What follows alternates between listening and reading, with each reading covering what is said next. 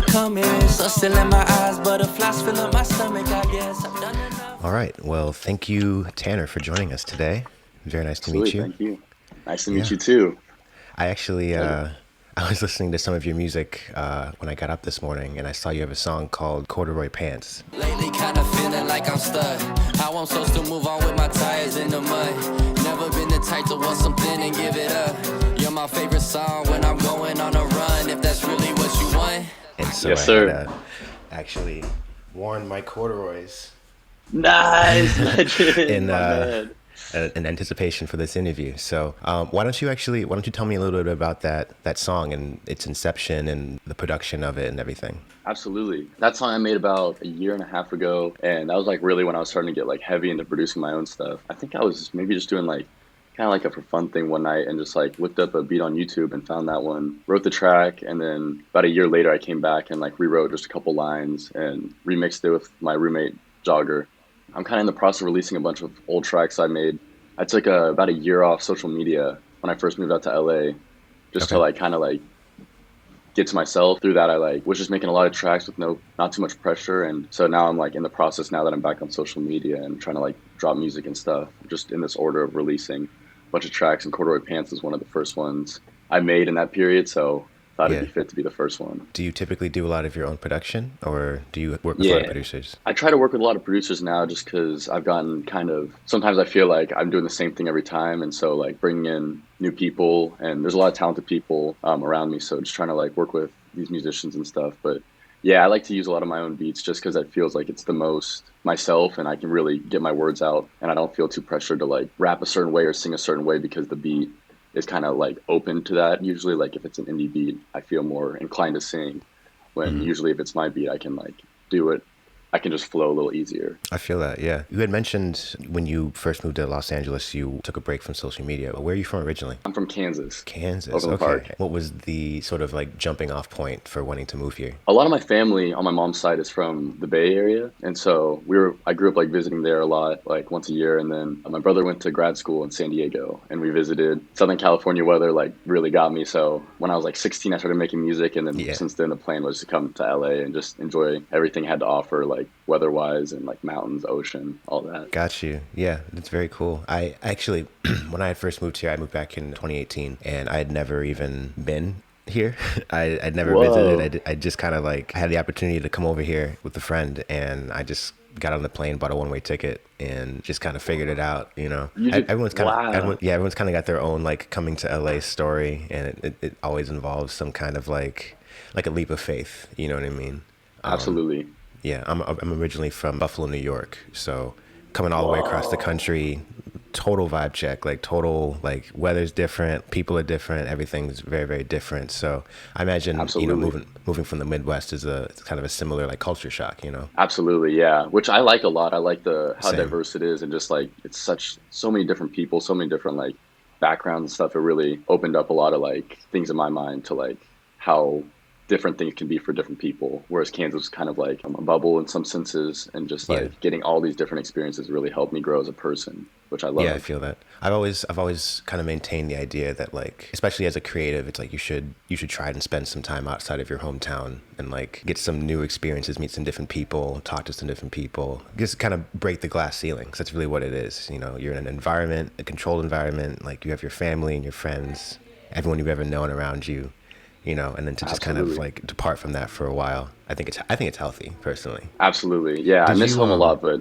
it helps. Yeah, there's definitely that side of it, but I think the people that typically tend to like quote unquote make it, you know, are the ones who stay here when it's tough, you know, because it does get Yeah, tough. I feel absolutely. that. So as far as your songwriting and your production, I imagine you started doing that when you were in Kansas, and then, you know, as you moved to LA, you start working with people, your sound changes. How did you start to develop your style and, you know, with your production and with your songwriting? With songwriting, my best friend Jack or Jogger, he started rapping when we were very young. So we got into like just kind of like writing verses over beats on YouTube when we were like 16. I got into it and just did that a lot. And then when I was like 18 or 19, still living in Kansas, I picked up the guitar a little bit and tried to like learn the piano and started making beats. And then out here, I really feel like I found my sound just because I started to get like really heavily influenced by like other artists that like were just doing it, like Omar Apollo.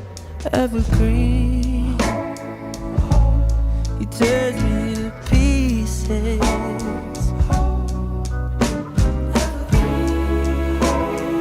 Doesn't even have to try. And Dominic Fike. Feels like you fell right on my head.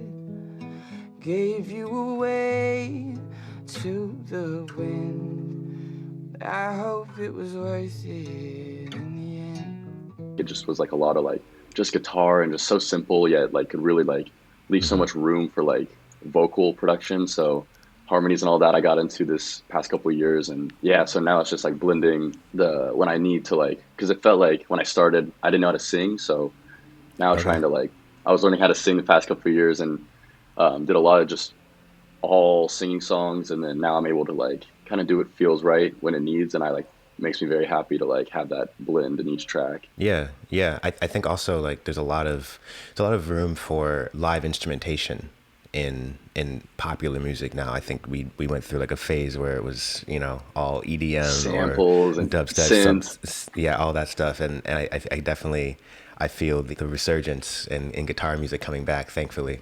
Yeah, it's great. You know, so you play guitar? Oh yeah, I play everything for my personal project. I play the drums, I play bass, I play guitar. Incredible. And that's how I've always done it personally. A lot of the production at the point that I'm at now, like I'm starting to get more into like doing stuff just digitally, you know, but I came up just as like a live music guy, you know what I mean? Like I'm gonna mic this drum set, I'm gonna mic this guitar camp. I have a drum set over right here, and I have been like playing my own drums, and like I just bring my vocal mic over there and just like hold it over the snare and like just like do it real quick, and like it's so tough to get like a good quality cut, so I need to get like drum mics in the future, or like thinking about getting like a electronic drum kit if I go into an apartment, my next move. But yeah, that's really cool. That's awesome. Yeah, it's more out of necessity, really, you know, I think. And that was actually my next question for you. As far as like recording and your production goes, like, did you go to school, or was it just something you started to pick up because, like, you know, you had to, you know? Yeah, it was a lot of like more of a fun thing, like very much just like so fun to like just go over to the friend's house and just like record with the homies and like get a beat going, just like freestyle. We love to freestyle. We always do it at like parties or just like at kickbacks and stuff. And so then it turned into like more like I really felt like I was able to express myself and how I felt. And once I found that, I started to like get heavily into like picking up the instruments and stuff. And then since then I started to like record like, like the guitar I do myself, and like the bass and drums. I usually have been doing like sample drums, like I'll like take kick from Splice and then load it in and do all the stuff. But now I'm trying to like incorporate that live drums just for like shows. I'm feeling that like I've noticed like crowds learning how like what they feel and like how they like kind of like groove and bounce. I can notice like where my drums will like vote like sonically, like in the studio I think it sounds great, but in a crowd setting I think like it could keep a little more energy with the drums, and like the synths or like the guitars can slow down and like give that room, but like keeping the drums, keeping that rhythm instead of cutting it out completely. I tend to personally, I'm usually just making like drum albums. Like drums are the most important part, you know? 100%. 12 strings plus a couple one night stands beating on drums. Mama still mad, I've been smelling like skunk. The kid has a pen, I ain't flex no guns. I still shoot how I shot back in 2001. I'm done by my tongue. You know, that's the part you dance to. Like you can make the drums like the hook of the song if you know what you're doing, you know. And, truly, it's like the most like in us thing. It's just like that rhythm is like the most like core thing we have, I feel like, with music. It's like what everybody feels. And even like in making a beat, it's like a lot of like producers nowadays are able to inject their own like personalities into their beats, you know. Like I was just listening to some Kaytranada the other day. You always got some way around it. You never had to pay for ganja. You always got the waves around you. You're surfing with the J in your mouth, in the barrel with the shade around you. And I was like, I could recognize a Kaytranada song pretty much anywhere, just because like he's got that specific style, you know. And absolutely, it just sounds like him, you know. And so I think, you know, as artists, it's like being able to walk the line between like I'm going to kind of cater to my audience in the sense where I want them to dance, I want them to, you know, feel what I'm doing, but additionally like I want to find things that work for me and explore the different sounds and textures, you know what I mean? There's definitely like a balance there, you know. Yeah, But ultimately, it's like you do, when you play a show, it's like you want people to dance and engage, of course, you know? Yeah, won't have a good time.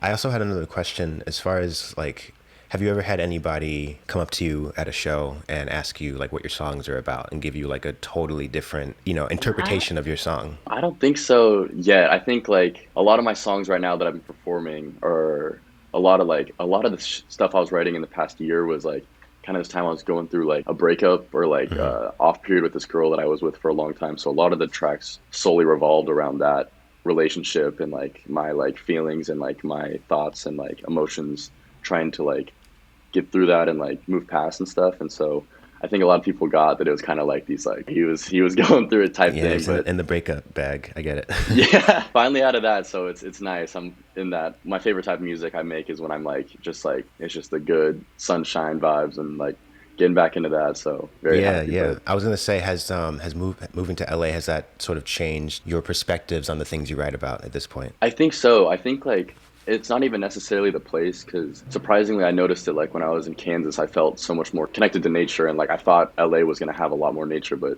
moving here and like really getting to know the city, it's like all city. Like there's like you can't pee outside really anywhere. You gotta like in Kansas I could like pull over if I needed to and just go to a tree or something, but here it's like always houses. So I feel a little bit more like trying to search for that connection back to like the earth and stuff. But it's been really influenced like just like being here. Like I noticed seeing all these people at like functions and stuff where they're like big artists that I've always like held in my mind as like these people that are just like so huge, and now it's like seeing them just like be like normal people. It's like, whoa, that's really weird. And then hearing that like they write these incredible words, or like listening to these artists that I've always been like, wow, how does Kendrick write like that or something? And then I come from a generation of pain will murder his minor, rebellious and more jealous, a chip you for designer.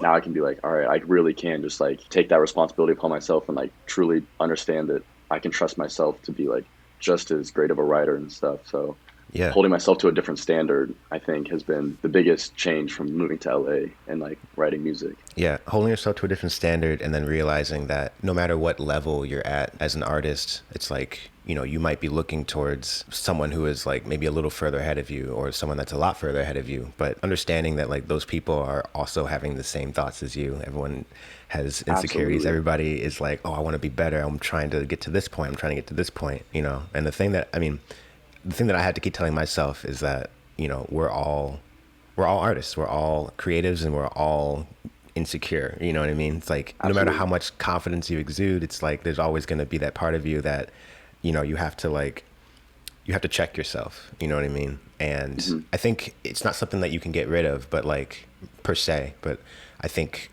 embracing it, acknowledging it, it's like, okay, like I am trying to move forward and be better, but not to compare myself to someone else who's at a place that I'm not. You know, it's all about like the journey. You know what I mean? My mom just told that to me the other day. She's like, it's about like the journey. Don't forget that like as you're on this path, like be sure to appreciate it, you know?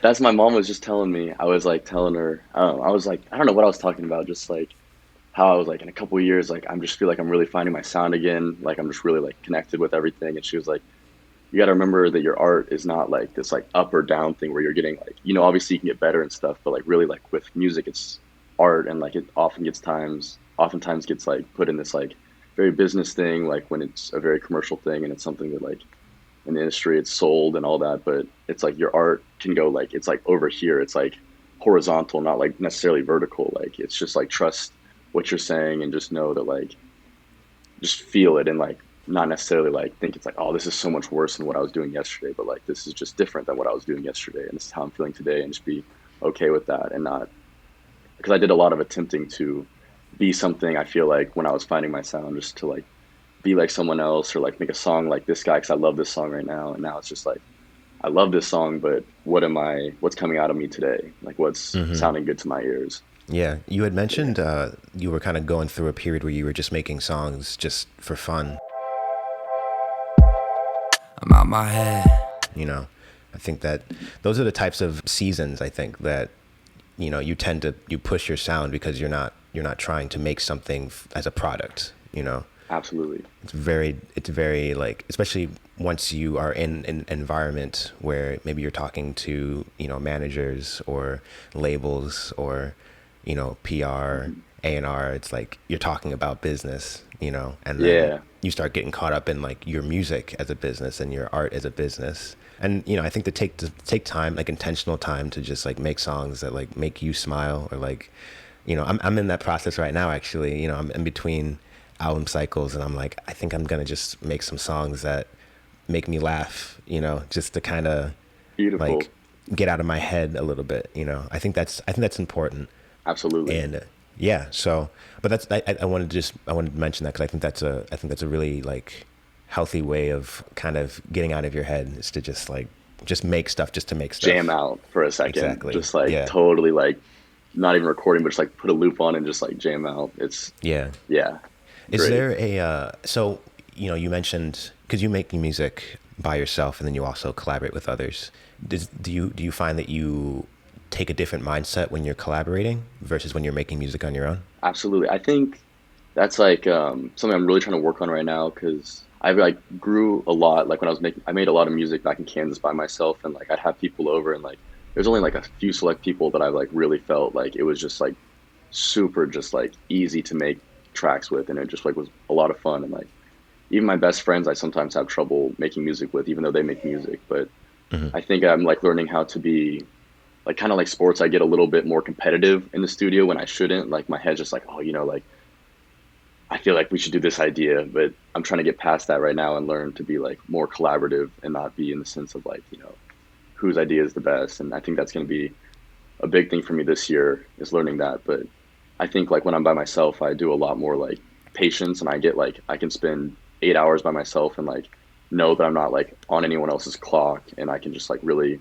take my time and try to figure things out. But with other people, I sometimes feel rushed to get something great, or like, you know, like I want to really do good with the person I'm with and not like embarrass myself or something. So just working on being more like less self-conscious and less like egotistic in the studio. Yeah, I feel that. You mentioned you're maybe a little competitive and like Yeah. sports and stuff like that. Did you do sports growing up? Yeah, a lot of sports. And so I've always been, it could be like anything. And like, I never really realized it until my last roommate was like, you are just the most competitive person. And like, I started to look at my habits and like the way I like do a lot of things. I'm like, I am really competitive. Like I need to calm down sometimes. But I think it's helped me to get where I am. And so just like finding that balance between when the time is right to be competitive, when the time is to be like, let's just hang out and like, just do our thing. But Just vibe, yeah. So if you were doing sports a lot growing up, what was the transition point from like sports to music exactly? it was like I was doing a lot of sports, just kind of I think for like more of the social aspect. I never really was like too connected to any sport. I really like basketball, and I thought I wanted to play like college basketball, but then I got a little just more into like the more social scene of like just like high school and stuff. And then once I did that, I kind of like just did sports for fun. I played like lacrosse my final years, and then I swam 1 year as kind of like a joke, and that was a really tough joke because that was like the hardest sport ever. That sounds like a pretty serious joke. Yeah, it was like 5 a.m. I was thinking about the other day, I'm like, how did I get up at like 5 a.m. and like swim back and forth for like hours before school? Like, it's incredible. Yeah, So I think that that's taught me a lot of crazy. discipline, but Wild, yeah. it's tough. So yeah, that transition wasn't too tough. It was more just like, I kind of just always did what I enjoyed. And so once I found music and really found that like enjoyment of like, you know, having someone like my song, but also just when I'm making it and like with my friends, like that was my favorite part. So I think since I got more serious about music, I got a little more competitive with it and started treating it more like, you know, like this is my thing. Like I got to like be great at it. And so I got a little more competitive with like people that I used to kind of have fun with. And now it's more like trying to settle down and be like, this at the end of the day is the same thing I was doing 5 years ago, and just have fun with like saying stuff, but still taking it, holding myself to a higher standard. Yeah, that's the trick. It's like, you know, not being in your own way, like acknowledging the things that kind of like are keeping you like, you know, with you. Maybe it's competitiveness. You know, for me, it's overthinking. I tend to just kind of overthink all of my decisions over, like, you know, to the point where it's like I don't even want to do it anymore, you know? So Absolutely. it's like getting out of your own way, getting out of your head, and just like, okay, I'm going to just like, I'm not going to do this if it doesn't feel fun, I don't get enjoyment out of it, you know? Yeah. Man, we're almost out of time. I wanted to ask you just a couple more questions. Are there any projects that are, you know, due this year that you're looking forward to? Yeah, I'm actually really excited just because, like I said, I was making a lot of that music, and finally getting to the time in my life where I'm like, all right, I think I'm like ready to like release this and like deal with like having to like do like the more business side of it. And like I also have been I've been doing a lot more video work and like stuff like that. So shooting my own videos and stuff has been like a new process that's very tedious, but also like really cool to like try to put my own visuals and like take full control of that. So I got a couple more singles I'm dropping, a couple like little like videos and stuff, and like is there an album or an EP coming? Yeah, I have this one I've been working on called To Be Human. Okay. I've had like 7 tracks, and just like finalizing that, but I want to get a couple more tracks out before, just because I'm still feeling like I only have a small body of work, and I just want to like kind of keep setting the path of like how I got to this project before I release it. But that, and then another little project after that, I'm working on like hopefully an album, my first ever like, or not, maybe a mixtape. I'll call it a mixtape because I don't want to say album, but it takes less pressure off. But a mixtape that I want to release in like hopefully a year or so. And then other than that, like I started this brand called Pretty Boy.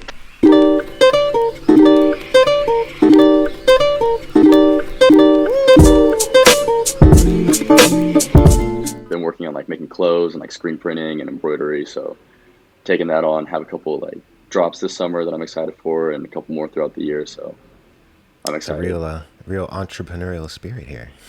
trying to wear all the hats. I get it. Yeah, exactly. When I feel a little more like when you said like overthinking the music a little bit, and like I feel like I'm in my own way, it's nice to have something where I can go to clothes and be able to like do that and like just get out of the house and like see people, because sometimes with music I get a little cooped up and don't even realize it, and then yeah, and I think the thing people don't tell you when you start getting into music is that there's not really like a ton of money to be made like on a monthly basis, you know what I mean? So it's absolutely like, you're projecting yourself to this like like upward trajectory of like, at this point I'm going to make this much, and at this point I make this much, and then I'll be able to pay my bills from this, and then it's like not really, no, for real. So to have multiple revenue streams, or just like more than just music to fall back on. It sounds like you're setting yourself up for that right now, having the clothing brand, and then also getting into videography, especially in Los Angeles. It's like there's no shortage of video work. You know what I mean? It's like, it's just about sometimes it's just about being at the right place at the right time, Absolutely. Finding a gig or a job that can kind of set you off into this like other thing that you didn't realize you would be really good at and would enjoy, and then you end up real. That ends up being like something that you do long term. So yeah, that's awesome though. And then the last question I wanted to ask you was just about your musical journey. And I think a lot of people have people who support them in their art and in their music, but then there's also people that are like, when are you going to get a real job? Have there been any haters, any people who have doubted you up to this point? It's really just been my grandparents, and they're not even necessarily like haters, of course, but they're more just like, they're more traditional with the sense, and like they worked really hard. My grandma came from the Philippines, like by herself to support her family, and she worked really hard to like get to the place she is and support my family. And so I think she just doesn't want to see all that like hard work go down the drain. And so there's definitely a lot of like just pressure to make sure that I like end up doing good. But I think she understands that I take this a lot more seriously than I did when I first started, when I was like, oh, I'm going to go to LA and like be the biggest freaking artist ever. And now I'm like taking it more seriously. Like I really want to turn this into a steady career where I can support myself and my family I hope to have, and just do good with what I have. And I think my grandma gets that and understands that. And I think she likes the music, and she's starting to hear a little bit less like me trying to be like a rapper and like say all these things I wasn't doing, and just be more honest with my stuff. And I think she enjoys that. But my whole family has been very supportive. My mom and my brother, my sister, my dad, they always were like very supportive, even when I was making goofy music, just to like keep pushing me. It was like that positive reinforcement, more like, I like that line, and forgetting about all the other stuff. And so that always pushed me. I think that helped me like find my way on my path, my art and stuff. And so very thankful for them. And then my friends always were there. And so helped me find my close friends, I think, through making music too. So yeah, right on. Yeah. Amazing. Yeah. Well, Tanner, thank you so much for joining us today. This was actually a really, really great talk. Looking forward to seeing what you have coming up in the future. And, congratulations on being out here and your success so far. And like I said, can't wait to see what you got coming up next. Yes, same to you. Thank you very much. I appreciate all that. Thank you. Cool, man. Yeah, thank you so much for joining us. All right, take it easy. Absolutely. Thank you. Take care.